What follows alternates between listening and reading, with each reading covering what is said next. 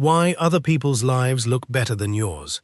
Carl Jung observed that the pull you feel towards someone else's ease, someone else's joy, someone else's apparently easier life, is rarely about them at all. It is a message arriving from inside you, wearing their face because it has nowhere else to stand. Let me give you the premise before anything else, so you can test it against your own week, Lao Tzu wrote. In the Tao Te Ching, chapter 33, knowing others is wisdom, knowing the self is enlightenment. And Jung read the old Chinese texts closely. He leaned on them for decades, because he saw in them something the modern mind kept forgetting, that we have become extraordinarily skilled at reading other people. We can tell you who is thriving, and who is faking it, and who just got engaged, and who just got promoted. We have built entire habits, entire apps, entire scrolling thumbs around the wisdom of knowing others, and Jung would stop you right there and say, do you see it? All that wisdom about others, and so little enlightenment about yourself. The very same eye that clocks her vacation and his new job, and their easy laughter, has almost no practice turned around. And that is not an accident. That is a design flaw in how we were raised to look. Outward is rewarded, inward is left to rust. And so the ache you feel watching someone else's life is not proof that their life is better. It is proof that your looking has only ever pointed one direction. And if that lands somewhere quiet in you, you are not alone in it. Nearly everyone carries this particular fatigue, the fatigue of admiring from a distance. So let us do the honest work now. 3 small admissions. First, I admit that when I envy someone, I am usually looking at a life I have not let myself live. Second, I admit that the ache is not evidence they are better. It is evidence I am hiding from myself. Third, I stop asking the mirror to look outward only. Say it with me. I make the unconscious conscious. And again, I make the unconscious conscious. Before we go further, if this kind of steady, honest psychology is useful to you, consider staying close by subscribing, so that tomorrow's teaching finds you the same quiet way this one did. And now, if something in you just went quiet reading that premise, type the 2 words "face it" in the comments. Just those 2 words. Let it be your small seal on what you already know is true. The first key is, the glow you see in someone else is a light you own but do not switch on. Notice the specific texture of what you feel. It is not neutral interest. It is not admiration you can shrug off. It has a pull to it, a small ache, a private comparison that arrives uninvited while you are brushing your teeth or driving home or lying awake at midnight. That pull is the tell. Jung taught that the shadow is not simply the bad in us. It is everything the conscious ego has not yet claimed, and some of what waits there is not dark at all.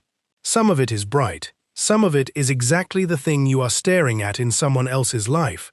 Imagine a woman who feels a strange heaviness every time a friend posts about her painting again. Not hatred, not contempt, just this small weight behind the ribs. That weight is not really about the friend. It is about a paintbrush this woman put down at 19 and never picked back up. The friend did not steal her gold. The friend is simply standing in daylight holding a piece of gold that belongs, in some very real sense, to both of them, because that capacity is human before it is personal. Now widen the frame. Imagine a man who feels an odd irritation every single time his brother-in-law tells a story at dinner, the room leaning in, laughing at the right places, and this man tells himself he is simply tired of the same old performance, but ask him to sit with it honestly, and underneath the irritation is a much quieter feeling, a longing to be listened to that way himself. He has spent years being the reasonable one, the quiet one, the one who lets others hold the room. And so the brother-in-law is not the problem. The brother-in-law is a mirror catching light the man forgot he was allowed to reflect. This is why the envy specifically will not let go. It is not a stranger's feeling. It is a homesick feeling. You are not envying a life. You are homesick for a version of your own life you left behind or were never permitted to begin.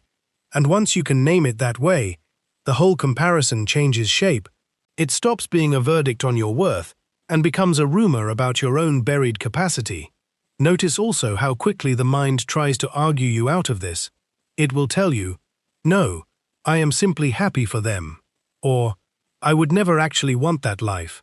And sometimes that is true, but pay attention to the cases where the feeling has weight to it, where it lingers past the moment, where it returns unbidden on ordinary Tuesdays. That lingering is the signature of something unclaimed, not something merely observed, that is not nothing, that is a map. I stop mistaking my ache for their advantage. The second key is, the shadow is not only the dark side, it is also the gold side.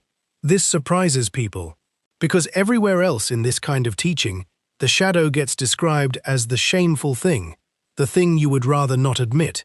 And that is true, but it is not the whole truth. Jung wrote, in Ion, that the shadow is made up in part of normal instincts, appropriate reactions, realistic insights, creative impulses.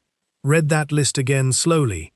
Creative impulses, sitting right there in the unconscious basement, next to the things we are ashamed of. And elsewhere, Jung insisted, the shadow is not wholly bad. From Collected Works, Volume 11, paragraph 134, not wholly bad, which means some of what you have pushed down there is not a wound, it is a gift you were never given permission to unwrap. And here is the strange part, almost nobody expects. We guard our gold as carefully as we guard our shame, sometimes more carefully, because shame at least announces itself. Shame makes you flinch, but a buried gift just sits quietly under the floorboards pretending to be nothing at all, so you can walk over it for years and never once suspect it is there. Why would a gift end up buried instead of used? Because convention forbade it. A child who sings too loudly at the dinner table gets hushed. A child who asks too many strange questions gets called difficult. A child who wants to lead the game every time gets told to share more nicely. None of those corrections are cruel exactly. Most parents mean well, but each one teaches the child, quietly, that a certain kind of aliveness is too much for the room. And so the child does the only thing available to a child.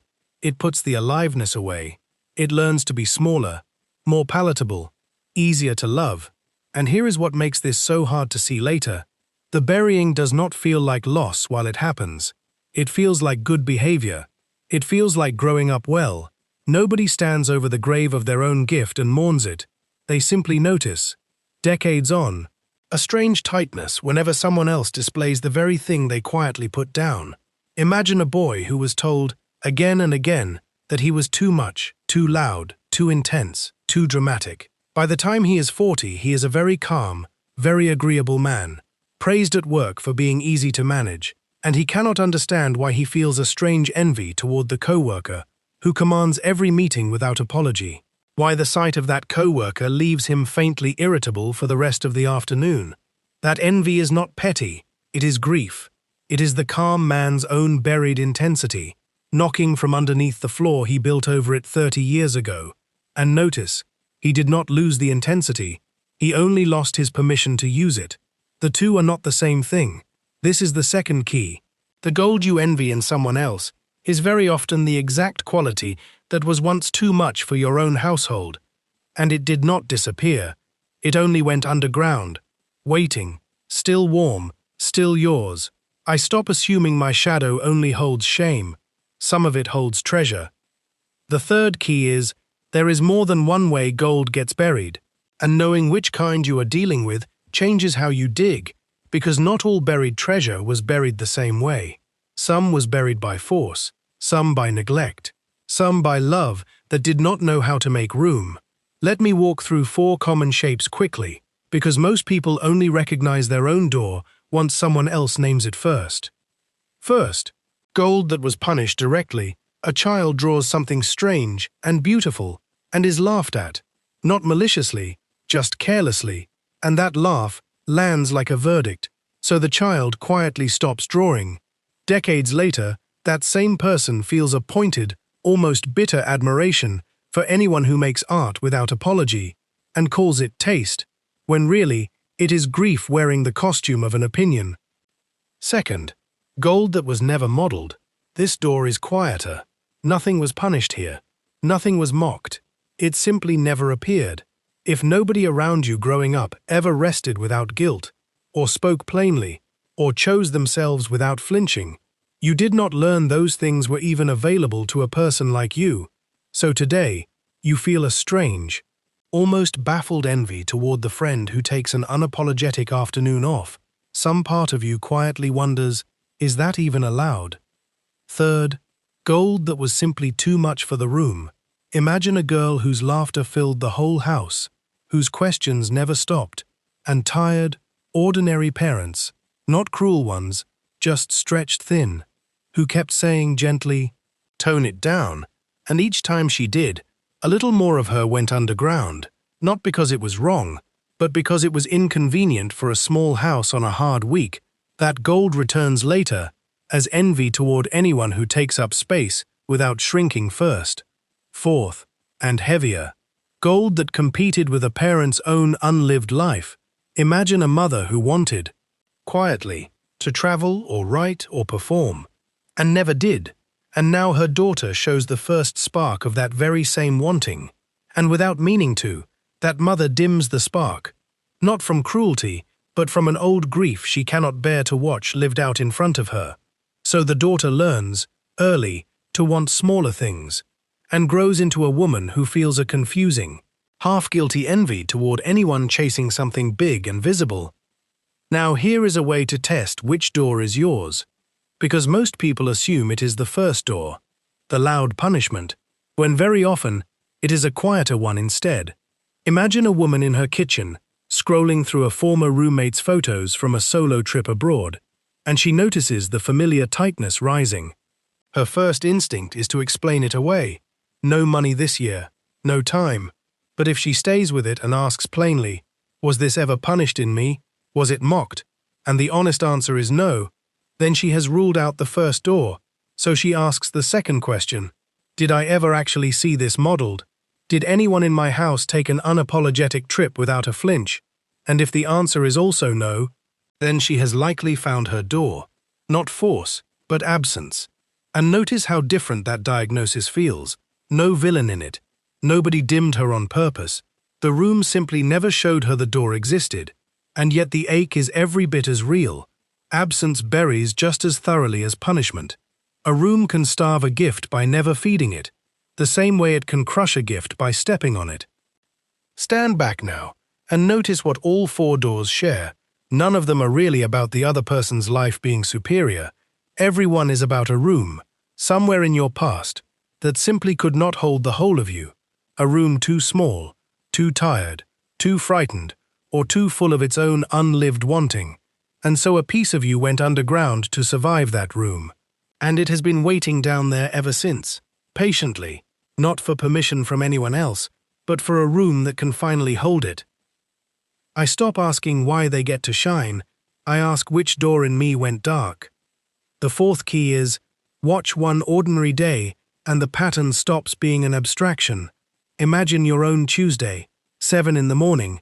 You check your phone before your feet touch the floor, and there she is, a woman from college, laughing on a beach somewhere warm. A small spike behind your sternum.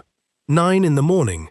A coworker mentions he just closed a deal that will change his year. Another spike. Noon. An old classmate's wedding photos. The light in them almost theatrical. Another pull, softer this time. 4 in the afternoon. A teammate turns in work that is effortless and confident in a way yours rarely feels. A small resentment rises before you can name it. 8 at night. A friend posts her studio, paint everywhere, and something in your chest goes tight. That is 5 spikes in one ordinary day. And if you added them the old way, you would conclude the world is simply full of luckier people. But look again. The beach, the deal, the wedding, the confidence, the studio. That is not random. That is a very specific list. Freedom, achievement, love, confidence, creation. 5 coordinates pointing back at exactly what this life has not yet let itself have. The day did not prove other people are winning. The day drew you a map, and most people burn that map and call it a bad day for comparison. Notice too how fast each spike gets explained away. Vacations are not real life. He probably works himself sick. Marriages are complicated underneath the photographs. Each explanation sounds reasonable. Each one is also a small door closing before you can look through it. Jung would say, this is the ego protecting itself, not from the other person, but from the size of its own buried longing, because to sit with the spike instead of explaining it away would mean admitting, quietly, I want something like that too, and I have not let myself have it.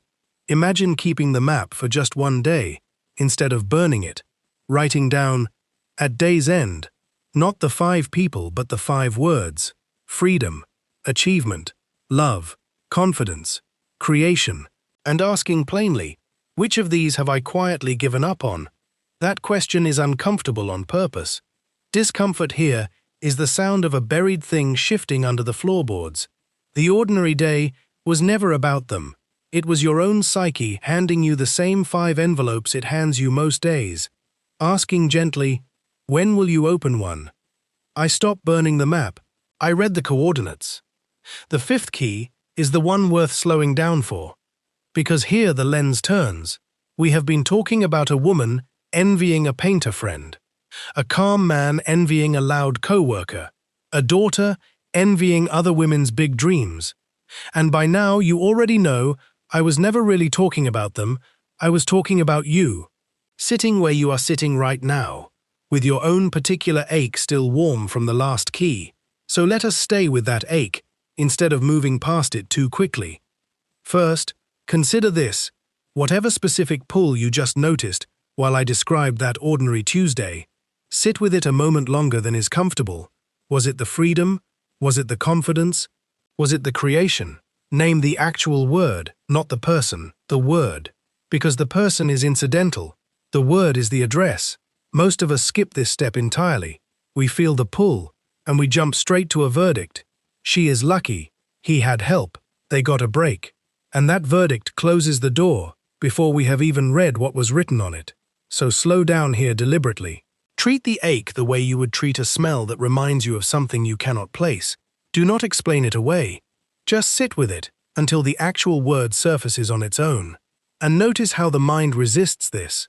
It would rather hand you a tidy opinion than a naked longing, because the opinion costs nothing, and the longing asks something of you. Second, consider that reclaiming this is not done in one dramatic gesture. Jung taught that the shadow is not integrated by one grand confrontation. It is integrated by grams, small honest weights, added back onto the scale of your conscious life, one at a time. This matters because most people, once they suspect there is gold buried in them, want to dig it all up in a weekend. Quit the job, repaint the whole house, announce a whole new identity, and that almost never holds, because a capacity that was buried slowly under years of a small room cannot be safely spent all at once. It floods instead of flows. Imagine a man in his 50s who spends one long weekend deciding he has always been an artist underneath the accounting. He buys canvases, tells his family he is finished with numbers, and by the following month, the canvases are stacked untouched in a closet, and he feels worse than before, not because the gold was fake, but because he tried to withdraw 30 years of buried interest in a single transaction, and no vault opens that way. Picture instead a woman who does almost the opposite. She does not quit anything. She does not announce anything. She simply keeps a cheap sketchbook in her bag, and once a day, usually on the bus, she draws for 4 minutes, nothing more. Some days it is a stranger's shoe. Some days it is her own tired hand. Nobody sees it. Nobody praises it. And for the first month it feels almost pointless, too small to matter. But by the 3rd month something in her chest has quietly loosened, not because the drawings improved, but because a part of her that had been locked out of the house for 20 years has been let back in through the smallest possible door. And a door that small cannot flood anything. So the practice is smaller and stranger than people expect. If the gold is confidence, you do not need to become a different person. You need one ordinary sentence, spoken plainly this week, where you would normally have softened it. A friend asks where you want to eat, and instead of saying anywhere is fine, you say the name of the restaurant you actually want. That is the gram. If the gold is creation, you do not need a gallery show. You need one page, one sketch, one terrible first attempt kept private. If the gold is rest, you do not need a sabbatical. You need one afternoon taken without the apology you usually attach to it. Third, consider the account. The analyst Robert Johnson, who trained in this tradition and worked closely with its ideas, recalled that when he finally began to reclaim a long-buried part of himself, a colleague told him, "Only about 10% of what you find down there will be genuinely dangerous. 90% of it will turn out to be pure gold you were simply too frightened to spend." That is reported as Johnson's own recollection. Not a formal claim Jung himself measured, but it names the proportion honestly. Most of what you are afraid to look at in yourself is not shameful. It is simply unfamiliar. And unfamiliar feels dangerous the same way a locked door feels dangerous, even when it opens onto a perfectly ordinary room. Think of a closet that has not been opened in years. You expect something to fall out and hurt you, and mostly what falls out is dust and old coats. And a coat, once you shake it out and put it on, usually still fits, better than you expected. Fourth, consider what happens when you actually start doing this. An inventory, plain and unglamorous. Take a page tonight and write down 3 people whose lives have snagged your attention lately. Next to each name, write the one specific quality that snags you, not the whole life, the one word. Then write, underneath each word, one small, honest place in your own week where that exact quality could be practiced in miniature, not performed for anyone, practiced quietly. That page is your envy ledger, and it will feel almost embarrassingly small the first time you write it. A paintbrush bought and left in a drawer, one plain sentence said out loud instead of softened, one afternoon claimed without apology, small, and also, over months, the only real path, because the ache does not vanish by admiring the ledger. It dissolves only by spending, gram by gram, what it was pointing toward all along. Fifth, consider the timeline honestly, because this is where most people quietly give up. They add 1 gram, feel a small flicker of relief, and expect the ache toward that specific friend or co-worker to be gone by the following week. And when it is not gone, they conclude the exercise failed. But grief and longing move on their own slow clock, not on the clock of your impatience. Imagine keeping that ledger for a season, not a weekend but a season. Each week 1 gram added, a sentence here, a sketch there, an afternoon claimed without guilt, and somewhere around the 8th or 9th week, you notice you no longer flinch at the studio photograph the way you once did. Nothing about the friend has changed. She is still painting, still posting, but the window in you that used to ache at the sight of her light has a little of its own light in it now. And here is the part people rarely say out loud.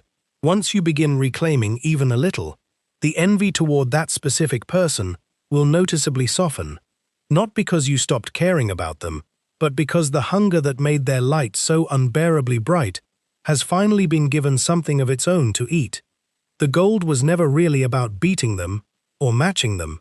It was about you no longer starving in front of a window that was never locked from the outside, only from within. I stopped starving in front of a window I could open myself. The 6th key is, the goal was never to stop noticing other people's lives. It was to stop mistaking that noticing for a verdict on your own.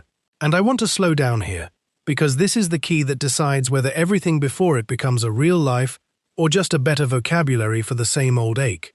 First, understand that the noticing does not end, ever.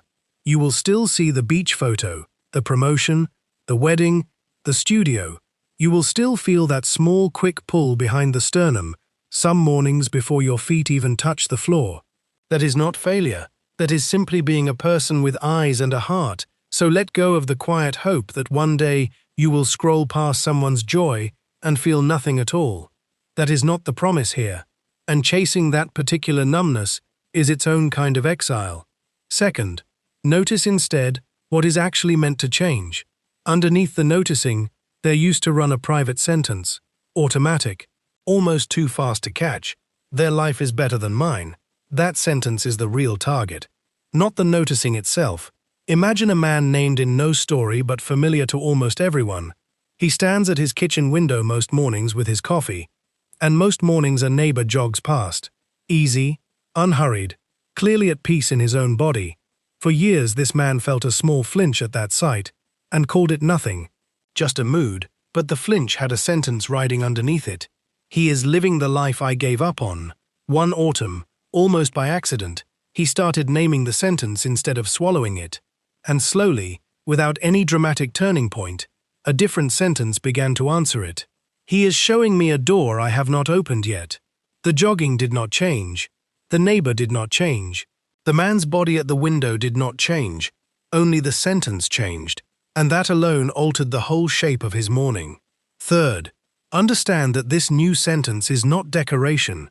It is not a nicer way of losing gracefully. It is accurate, because the brightness you see in someone else really is information. It is not a judgment handed down about your worth. It is a signal about a color you have not painted with yet, a room in you not yet lit, and a life spent answering that signal honestly, in small honest ways, week after week, eventually starts to glow with its own kind of light. Not identical to theirs, never identical. Your window will not look like their window, and it was never supposed to. Fourth, and this matters more than it first sounds, lighting your own room does not require you to stop admiring theirs. Admiration and homesickness can sit in the same chest without contradiction. You can watch someone else's ease and still feel the old pull, and still know, clearly now, that the pull is pointing you home rather than away. That is the whole shift, not less feeling, but feeling finally aimed correctly. I stop comparing my house to their window. I light my own room instead. Here is the whole picture. The ache is not their advantage, it is your homesickness. The shadow holds shame, but it also holds gold. The gold got buried by rooms too small to hold it. One ordinary day of small envies is really a map with 5 coordinates. The map is read by grams, not by grand gestures. One honest sentence, one page, one afternoon at a time. And the turning is never really about them at all. It was always about the window you forgot you owned. 6 keys, but one single act underneath them. Learning to point the same wisdom you use on others back toward yourself. I notice the ache when someone else's life catches the light. I stop calling it proof of my own smallness. I let it show me the gold I buried and forgot. Say it with me. I make the unconscious conscious. And again, I make the unconscious conscious. So the next time a life crosses your feed or your street or your dinner table, and something in you goes quiet with longing, ask it gently, what have you come to show me? And let that be the whole question worth carrying home tonight.